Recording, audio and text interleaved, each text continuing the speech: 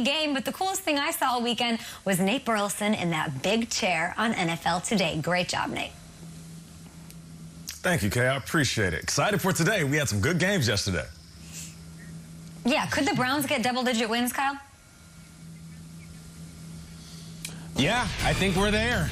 With respect to Nate in the chair, I thought it was pretty cool what Baker Mayfield did last night. Let's go to the Garden State of New Jersey, New York Giants. So we saw the Washington lost and Philly lost. Could the Giants win? Hold on, down 3-0 early. Baker looking on a 3rd and goal. We got Hooper hanging with Mr. Hooper. That is Austin Hooper. Browns go up 7-3. The Giants in the red zone were so weird. I mean, really, were Joe Judge just going to go for it? Or wait, look at the hijinks. We're going to scramble, and we're going to have punter Riley Dixon, who maybe is familiar with fakes, as we heard, is going to throw into the triple coverage to Nick Gates. Anytime we can have the punter throw into 5 defenders to the center, you have to do it, I guess. That could have been Antonio Gates, and that wouldn't have worked. Dixon to Gates. 7-3. They're going for it again. Wayne Goldman. No. Now remember, Freddie Kitchens is calling them plays because Jason Garrett got on the COVID list and he used to coach the Browns and it was all kinds of things. Sad Daniel Jones is sad. Now, still 7-3, Baker Mayfield, and Njoku takes a big hit. And Njoku's been playing lately. He's getting fired up. He's an emotional player. It's fun to watch, just like Baker. 2nd and goal. Roll him out. Look how open Njoku is thrown to him. No, I'm going to make it harder. Jarvis Landry with the touchdown. Bless him. I don't think he said bless on there. He said some things he shouldn't have said because he was flagged. And then Cody Parkey missed the extra point. Cody Parkey will be on the Today Show this morning talking about it. 3rd quarter, same score. Browns ball. 1st and 10 at the Giants 38. 13-3. Look at Baker again. Bless him again. That is Jarvis. Plus, it was very big. 2019. It was a cool thing to say. And then Chubb. He gets in the end zone. 20-6. The Browns, again, sad Daniel Jones is sad. 20-6, the Browns. Check this out. Baker, keep clapping, buddy. You deserved it. You've earned. You have a 10 next to the team name, 10-4.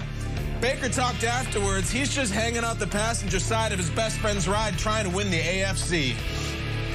It goes back to, laying down the foundation of this team. Resilience is one of the things we wanted to do. And, yeah, every once in a while, if stuff's not going to go your way, you're going to get knocked back and got to creep back in and be able to overcome those penalties. We just have to, stay in there and realize that as long as we don't go chasing waterfalls, we're going to be in the game.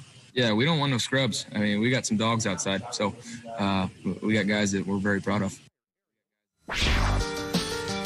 No, I don't want your number. No, I don't want to give you mine. Okay, Baker, looking at the AFC playoff picture. With the win last night, the Browns move up into that 5 seed in the AFC. They are a game closer to the Steelers.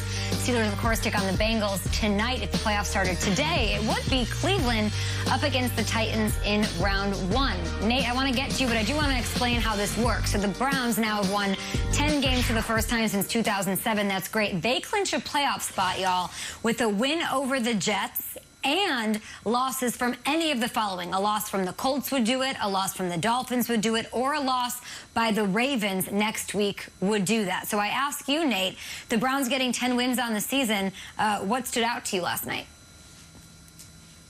What stood out is that Baker Mayfield is playing well. The offense is flowing. The run game is the heart of this movement. And the pass game is really starting to take shape, even without Odell Beckham. And first, let me shout out to Baker Mayfield because he's been killing it on the field and in his press conference. I mean, given the TLC nod, T-Boz, Left Eye, Chili, and all of a sudden the Browns are winning and they're kind of crazy, sexy, cool, if you know what I mean. But here's the thing. They are. I've been on the Browns for a few years, and it's not just because of the fact that I had a cup of coffee with them. It's because I kind of saw this coming out. Maybe I was a little too soon. They didn't have the right coaches, didn't have the right pieces surrounding Baker Mayfield.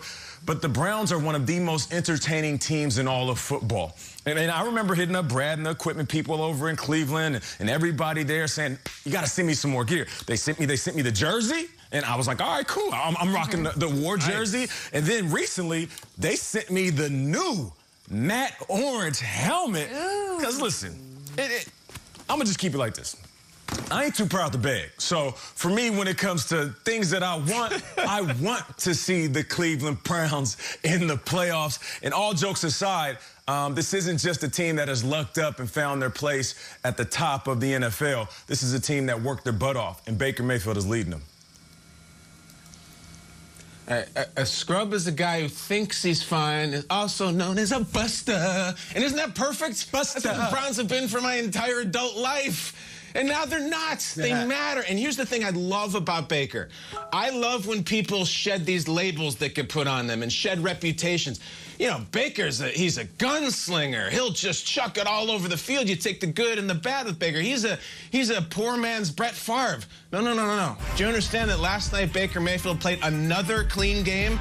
I'll give you the raw numbers. In the last 57 days, Baker Mayfield has thrown 1 interception. 1. During which time, sports fans, Patrick Mahomes has thrown 4, Tom Brady has thrown 7, and Russell Wilson has thrown 10. He's got 1 pick in about 8 games. This whole thing that he plays with his hair's on fire and is irresponsible, it's not happening. He's growing up right in front of us. So you can be a fan of Baker, you can not like him, you can be a critic. You can trust Baker at this point. He is not going to blow it on national television and get too excited. He's cool, he's calm, he is delivering. And I gotta say, Peter, those commercials keep getting funnier. I like the one where he wants to put the little quiches out and we're having company. With each win, they're getting funnier, and they got 10 of them now because their quarterback doesn't blow it. Yeah, there are 3 quarterbacks doing insurance commercials, and Baker's one of them. And you know what? He belongs. He belongs in that conversation with those guys. He's playing that well. It's not like, why does he have one when Mahomes and Rodgers have them? But we're waking up in New York right now, or at least I am. And gosh, as good as Baker Mayfield is, I forgot he was Kurt Warner and that team is the 99 Rams. The way that this game was called by the Giants, you would think that they were going up against the 98 Vikings or one of those Rams teams that put up 1,000 points every season. It's a 0-0 game, and we've got Riley Dixon doing a fake right there, and then you get 4th down again, and it's like, all right, just take the points. Take the points. Giants' season is on the line. You've got Colt McCoy at quarterback. And they're calling these aggressive plays. As if the Browns were going to score. As if the Browns were going to score 400 points in this game. It was eventually like 13-0, and if they'd hit the field goals, it would have been 13-9. This game got out of control. It was 20-6. Giants had no shot. But in the first half, the Giants went for it on 4th down 2 different times, and it was a 1-score game. And as a Giants fan, you know, a lot of them are waking up this morning to saying, what could have been if we just called this game conservatively or called this game the way you'd like to. Now, Tony Dungy at halftime came out and kind of laughed and said, oh, all those analytics guys, sorry, I guess I don't get it. I would have taken the points. And then the analytics community doubled back and were like, Tony Dungy, you're wrong. You're supposed to go for it. I don't know what they're supposed to do. I just know this. The Giants yesterday played this uber-aggressive game, and they called it as if they're worried that the Browns were going to score 50 points. And if that's the case, maybe that's a sign that the Browns really do have the attention of the rest of the league, because I didn't realize Cleveland had that kind of offense. Joe Judge, Freddie Kitchens, those guys, they did not want to see that offense on the field, and they wanted to get touchdowns, not field goals. Double-digit wins for the first time since 2007. This has been a night-and-day turnaround for this team, for Baker Mayfield, who, honestly, he regressed last year. Now he looks so great in the system. It is hard to not root for Kevin Stefanski as Coach of the Year. He could be the leader in the house right now with that. I know we have Mike Tomlin. We can't look past him and what he's done with the Steelers, Brian Flores with the Dolphins. But Stefanski, man, almost has my vote for Coach of the Year. We'll discuss that, of course, sometime.